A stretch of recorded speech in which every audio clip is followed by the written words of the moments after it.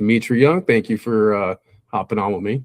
I wanted to let you guys know, everybody out there. So between me and with Zach, we're going to be kind of doing some coverage here of the Red Pocket Mobiles. I'll be going through, maybe once a week or something, just getting a little bit of a taste of the life and what it's like to be a Red Pocket Mobile, what the players are doing, how they're, adjusting to the road life, because this team is a little different. They are on the road 100% of the time. They have no home. There is no home stadium. They're an away team always. So, but I don't think no one's going to feel bad for you, right, Dimitri? Oh, God. Hell no, especially the other team. Well, the season started last night. How'd that go? It could have gone better. We lost 12-1. And, looking back, I think it was a bunch of nerves. Playing in front of a big crowd here in Modesto, them reopening the stadium for the Modesto Roasters, because they used to be affiliated ball in the California League for the Oakland A's for a long time, and lastly, the Seattle Mariners. And so now they have an independent ball team. Their owner dumped a whole bunch of money in fixing the field and making it look real nice, which it was. It did. I was watching a bit. It looked nice. I was impressed. All right. So what is like the 2-sentence description of what the Red Pocket Mobiles are? We're a barnstorming team in 2026, and our name comes from Red Pocket Mobile. So the sponsor of the team is the name of our team, and I guess 100 years passed since another team has a name that's been sponsored by an ownership where we use that name. Yep. I did a little research there. You're looking at 100 years. The Brooklyn Tip Tops of the Federal League did it, and they were a bread company. So I don't know. You got a tech company, cell phone. I think that's a little bit better than bread. Yeah, exactly. All right. Let's talk about cash is bread. Oh, there you go. Okay. Yeah, that's true. It goes both ways. All right. So with building this roster, you've had experience in the Pioneer League before. Was there anything different around this? Did you build it for guys who are actually like, that they can play on the road, that they're okay not playing in front of a home crowd and always being maybe an underdog or something like that? Well, that's what it boiled down to, but it was a definite challenge. And so the guys that we got was based on them wanting the opportunity versus, that steady paycheck. Gotcha. So every team that you play obviously has a home crowd behind them. Your guys will never have that. How do you flip that into something that you could use, to get them going? Or is it just, something that you embrace, kind of like embracing the villain everywhere you go? Well, you definitely embrace the villain role because, they're going to laugh at us. Y'all don't have a home. It's like, no, we actually have a home. Like, I have an address where my mail goes to. But as far as that's concerned, no, we don't have a home. Well, I mean, it's going to be a challenge, but hey, I'm sure you guys are up for it. I'm excited. I'm going to be heading out there next week, so I'll be there for the final game of the Freewheelers game or the Freebirds game, and then for the Ballers series. So I'm looking forward to kind of just seeing the team in person. Getting some photos and some videos and things like that. So you'll see me. You won't get rid of me that quick. So sorry about that.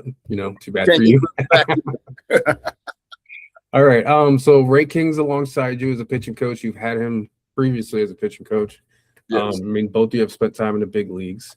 So when you're on the bus, it's getting late. You're in between towns.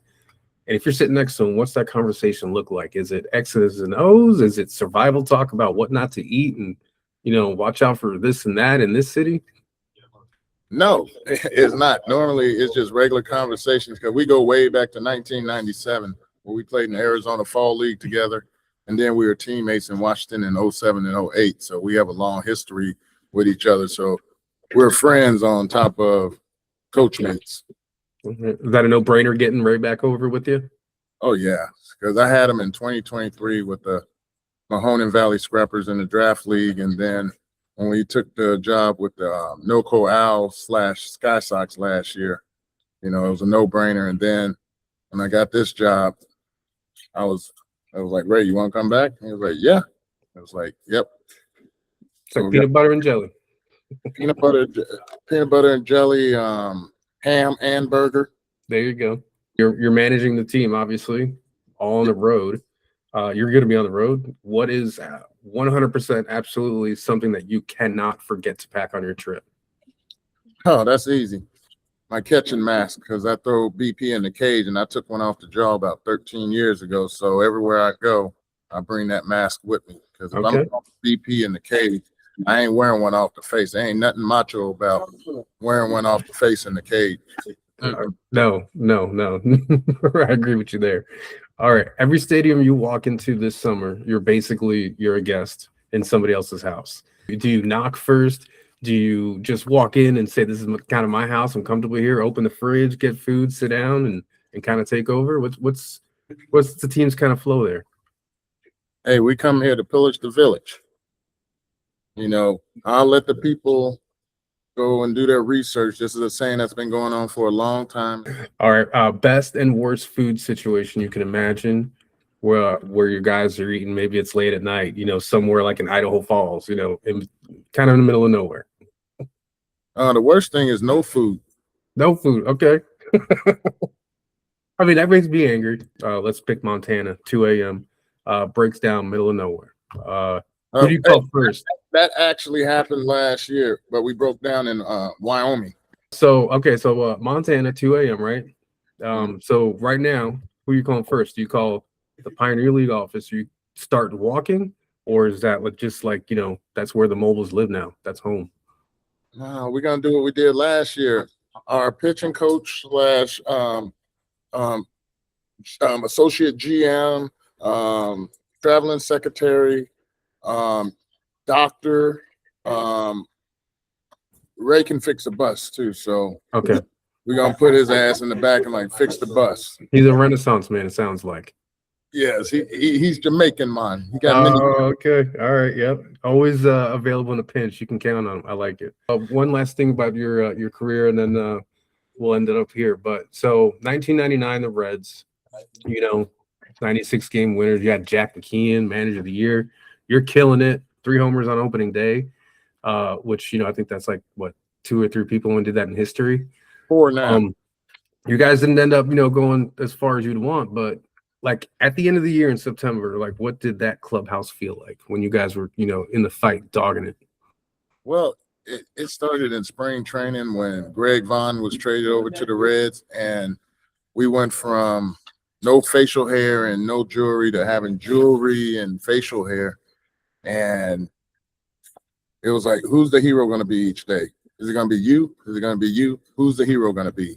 And by the time September rolled around, we went from that team that, they can be good to we were scaring fools. But we ran into the buzzsaw called the New York Mets. That was the only team that we couldn't get over that hump with. Had we got to the playoffs, we murdered the Braves all year. The Dodgers couldn't stand us. And I would be sitting here with a ring. But instead, we played the Mets, lost 5-0. Ricky Henderson hit a leadoff home run. He was doing all this all the way to Up in the collar. Yep. Oh yeah, all the way to first base, and Al Leiter threw a hell of a game against us. Yeah, that's my team. I grew up in New York on Long Island, so sorry about that, but hey, it happens, right? All right. Well, Dimitri, I appreciate it. So we'll be watching you guys on the road. We got you on TV. We got you on the YouTube series that's going on, right? You got a documentary going. You're going to be traveling and just documenting what's going on this team. But I appreciate your time. Thank you. And hey, I'll see you soon. And yeah, thank you again. I appreciate it. Tell Zach, thank you as well. All right. You're welcome, Chris. You have a good one.